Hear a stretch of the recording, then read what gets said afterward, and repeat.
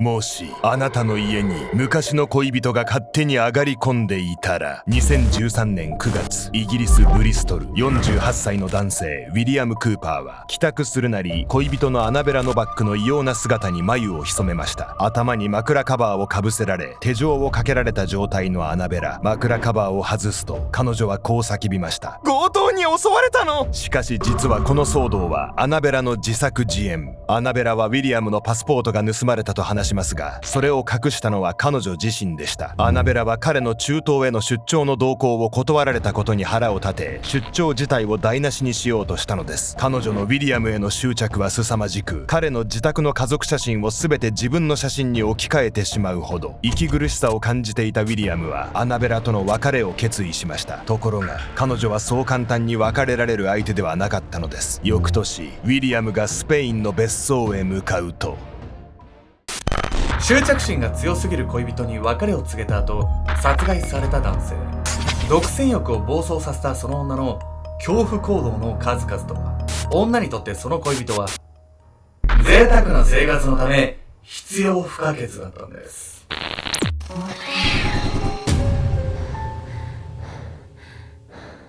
大沢健ちゃんです。やみやみかです大丈夫か？いやなんかさ、私最近ね、ようやくずーっと気になってた、ちょっと見せないんだけど首のイボを取ったの。首のイボなんてあったっけ？ある日から、突然なんか血の塊みたいなのができて、そうやって触ってたらどんどん大きくなっちゃってみたいな感じで、ザイボみたいなのができたんだけど、それチャーってやってね、ラジオ波なんたらとかっていうやつで燃やしてもらって、すごい人間燃えたらこんな匂いがするんだって思ったんだけど、燃やしてもらったんだけど、なんかさ、いなくなったらいなくなったで寂しくなっちゃうってことない？右ね、お前にとっての。まあ正直なくした方がいいか、なくならない方が良かったかで言うと、こいつ消したかったんだけど、なるほどね。でも消したくない自分の体の好きなとこない。私だったらこのほくろここにあるじゃない。ほくろ今取れるでしょ、簡単にプイって、取りたくないほくろとかがあったりさ、チャームポイントみたいな、そう、あなた見えない体の部位で取りたくない傷っこいないの？それはないかもな、言うて。ないんだ。特にないっすね。そうなの？宝毛とか言うじゃない。なんか一本だけピュって長く生えてるとこってやつとかわかる？なんかわかるよ、でもね、でもそういうのない？でも脱毛しちゃったから。そうなんだ。そうそう、ツルツルになっちゃって、愛せる毛もなくなっちゃった。もう髪の毛ぐらいになっちゃった。毛より人を愛そうかな。今回はイギリス・スペインを舞台とした殺人事件をご紹介します。これ犯人はね、被害男性の元恋人の女なんですけれども、彼女はとにかく執着がすごくて、別れを告げた後の行動っていうのが本当に怖かったんです。何それはさ、振られた後も元彼のことを追い回してたってこと？男女間で差があるのかは分かんないけど、女性がストーカーになるのってなんか珍しい方な気がするわね。まあストーカーでよくあるのはさ、一方的に相手を好きすぎて見えなくなって執着するっていうのがあると思うんですけど、今回のね、女性のこの動機っていうのは、恋愛感情とはまたね、別の感情っていうのがね、あって、その点でも非常に特殊な事件なんです。被害男性が彼女と別れた翌年、遠く海外の別荘を訪れると、誰もいないはずの室内になぜか人の気配があったんです。招かれざる訪問者。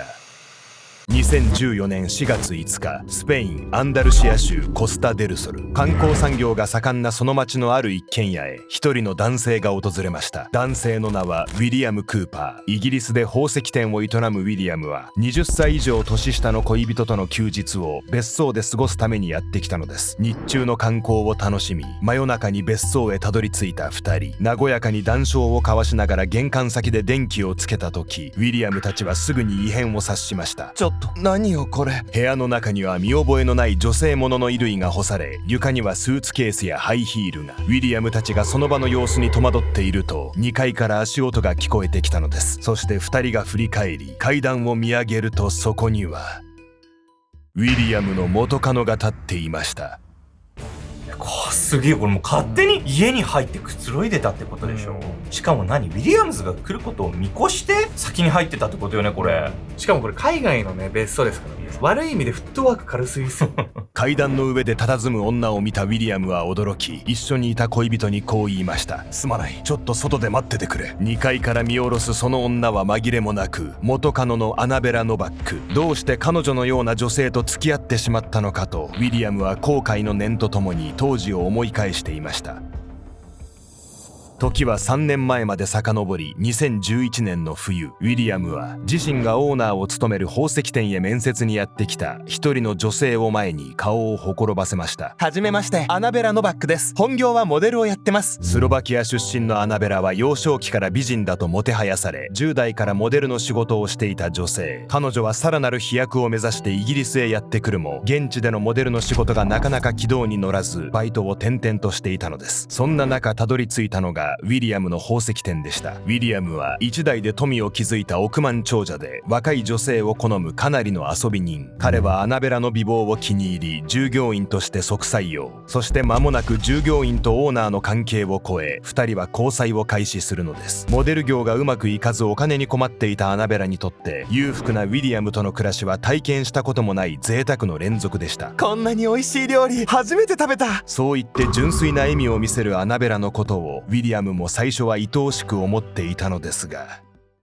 億万長者の恋人なんかになったらどんな生活させてもらえるのかしらね。でもまあいなくなったらいなくなったでさ、もう金銭感覚が狂いすぎて普通に戻れなくなっちゃいそうよね。本当にそうなんですよ。アナベラがウィリアムに執着したのは、その贅沢を手放すことを恐れたからなんです。おとぎ話は続かない。ウィリアムと交際し始めると、アナベラは飲み会やパーティー三昧の生活を送るように。もともと外交的な性格だった彼女は、恋人のウィリアムを頼りにここぞとばかりに遊びに明け暮れたのです。一方、アナベラとは対照的に仕事で忙しいウィリアムは、彼女のその振る舞いをあまりよく思っていませんでした。さらに高価な服や宝石など欲しいものは何でもウィリアムにねだるようになったアナベラ。もはや買ってもらえるのが当たり前という態度のアナベラに、ウィリアムは苛立ちを募らせるのです。またアナベラはウィリアムに対する独占欲が強く、毎日会いたがり、一日中彼がどこにいるのかを知りたがりました。些細なことでも浮気を疑われ、ウィリアムは一人でコーヒーを飲みに行くことさえできない状態。そしてある時、また新しいハンドバッグをねだってきたアナベラに我慢しきれなくなったウィリアムは、彼女に冷たくこう告げたのです。たくさんあるじゃないか、もう買わないよ。するとアナベラはウィリアムの顔に古いバッグを投げつけました。私はどうしてもこれが欲しいの。その後も彼のノートパソコンを踏みつけるなど、怒りが収まらない様子を見せていたアナベラ。あまりの乱心ぶりにウィリアムは思わず戦慄するのです。いや、散々いろんなもの買ってもらっといてさ、何様のつもりよって感じがするわよね。ウィリアムと付き合う前はそうやってつつましやかなね生活を送ってたはずなのに、やっぱり金銭感覚が狂っちゃったのかしら。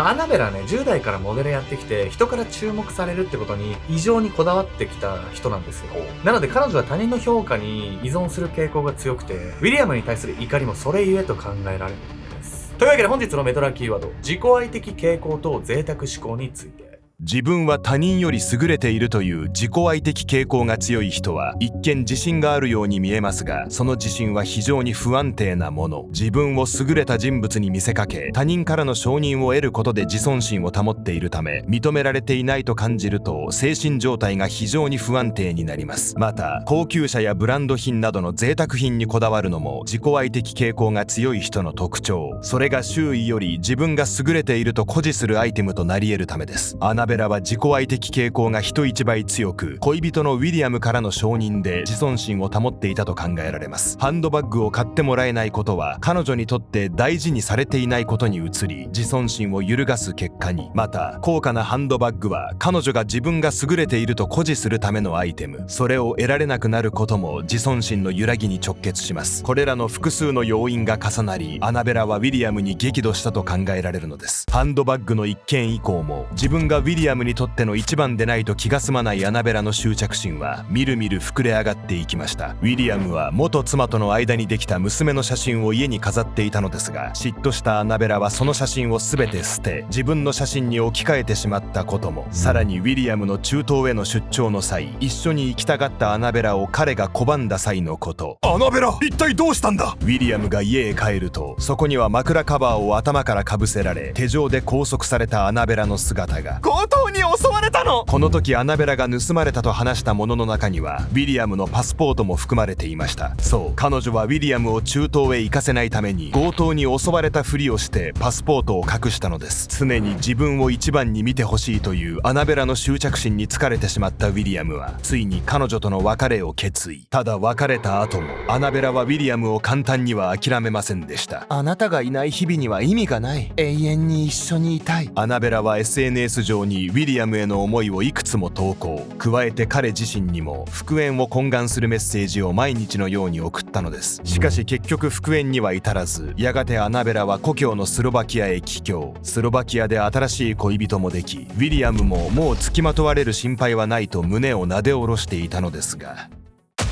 アナベラにはさ、新しい恋人できたんでしょ、それなのにまだ何ウィリアムになんかしようっての？最初の場面にもあったように、ウィリアムと別れてから1年後、アナベラはウィリアムがね、彼の別荘に現れることを予期していたんです。そして先回りして不法侵入したんですが、一体ね、なぜそんなことが可能だったのか。望まない再会。アナベラと別れたウィリアムはほどなくしてロシア人女性のターニャ・ソコロフスキーと交際を開始。彼女もまた元カノのアナベラと同じく20歳以上年下の女性でしたが、裕福な家の生まれだったこともあり、ウィリアムにあれこれねだることもありませんでした。ウィリアムはターニャと過ごす休暇やパーティーの様子を SNS にいくつも投稿。幸せなその日々をかみしめていたのです。そしてアナベラと別れてから半年後の2014年4月5日、彼は新しい恋人のターニャとスペインの別荘へ向かうのですが、ウィリアムと恋人のターニャが別荘を訪れたその夜、なぜか先にその家に居合わせ、我が物顔でくつろいでいた元カノのアナベラ。恋人のターニャはウィリアムに促され慌てて車へ戻った。ターニャは元カノのアナベラのことをたびたび聞かされており、その異常性もよく理解していた。彼女は怯えながらウィリアムが別荘から出てくるのを待った。しばらくして別荘から姿を現したウィリアムは車へ歩み寄るとターニャにこう告げた。警察に通報してくれ。君はこのまま車で待ってて。ウィリアムは一言そう言うと再び別荘の中へ。一方でターニャはすぐに携帯を取り出すが、運悪く充電が切れていた。こんな時に限って。そうかと言って今自分が別荘の中へ戻れば元カノのアナベラを刺激してしまいかねない。ターニャはどうしていいか分からずがっくりと肩を落とした。そしてそういえば建物の外に電源のソケットがあるわ。ターニャがそう考えを巡らせていたその時、別荘の中から3発の銃声が響いた。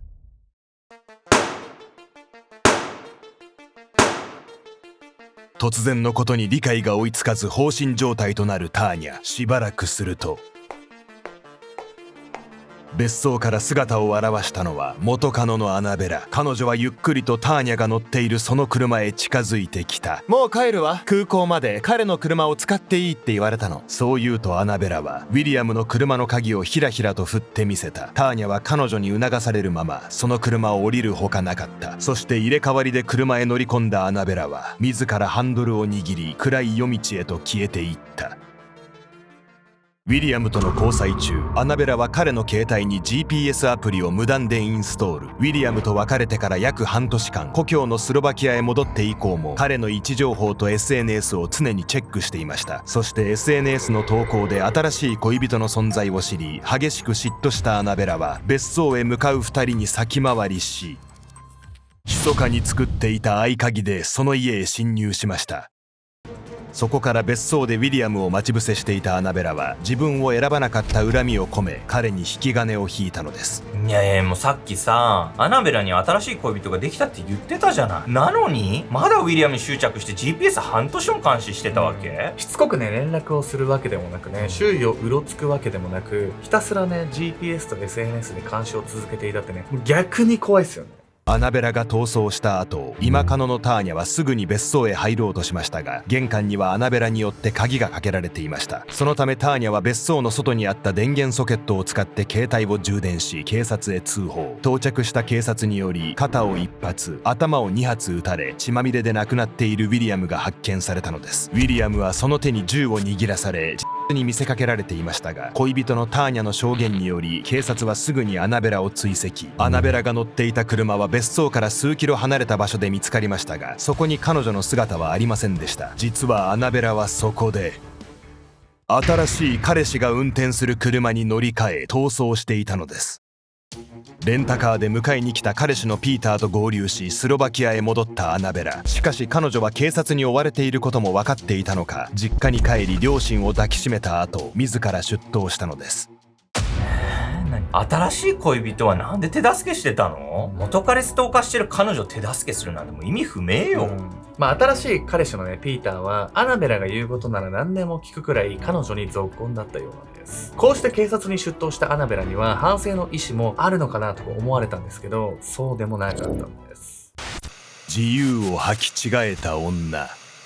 アナベラが警察へ出頭した後、彼女の身柄はスロバキアからスペインへ引き渡され取り調べが開始。発見時のウィリアムは実に見せかけられていましたが、彼は頭を2発撃たれており、自分で撃ったとするには無理がありました。この状況に際し、アナベラは犯行時の様子を次のように語ったのです。別荘に向かったのはウィリアムの子を妊娠したと伝えるためでした。そしたら彼が怒って銃を向けてきたんです。それで揉み合いになっているうちに、なんとアナベラは先に仕掛けてきたのはウィリアムだと言い、正当防衛を主張。銃を向けられて揉み合いになっているうちに暴発してしまったと説明したのです。しかしアナベラのその供述には明らかな矛盾がありました。アナベラがウィリアムの別荘へ訪れたのは彼と別れてから半年後のこと。そうであれば彼女は少なくとも妊娠6ヶ月のはずですが、全く妊娠しているように見えなかったのです。いや、正当防衛だってそうやって主張するために自分から出頭したわけね。でも妊娠してるなんてなんでバレバレの嘘つくのよ。少しでも警察のね、同情を引こうっていう魂胆がね、もう見えすいてますよね。結局妊娠しているという発言は虚偽であることが判明。アナベラは裁判においても先に銃を向けてきたのはウィリアムだという主張を突き通しましたが、司法の目はごまかせませんでした。アナベラの言うように揉み合いになった際に暴発したのであれば、ウィリアムの手には火薬の痕跡が残っているはずですが、それは見当たらず、さらに法医学チームによって彼は 1.5 メートル離れた位置から撃たれていると結論付けられ、アナベラの言い分は完全に否定されたのです。事件から約2年後の2016年5月27日、殺人、不法侵入で有罪となったアナベラに下された判決は懲役15年と6ヶ月。加えてウィリアムの家族に対し20万ユーロ、当時のレートで約2600万円の賠償金支払いが命じられました。その後、アナベラは判決を不服として控訴。自ら出頭したことや事件当時の心理状態などが考慮され、最終的には13年9ヶ月の刑となったのです。さらにアナベラはそれよりも短い8年の刑期で仮釈放となりました。早期釈放の経緯は明かされていませんが、彼女は収監中、他の受刑者に英語を教えるなどの行動が見られ、模範囚とされていたという説も。こうして予定よりもずっと早く自由の身となったアナベラ。そしてこの後の彼女の行動に関係者は思わず唖然とするのです。アナベラの SNS 上にアップされたのは、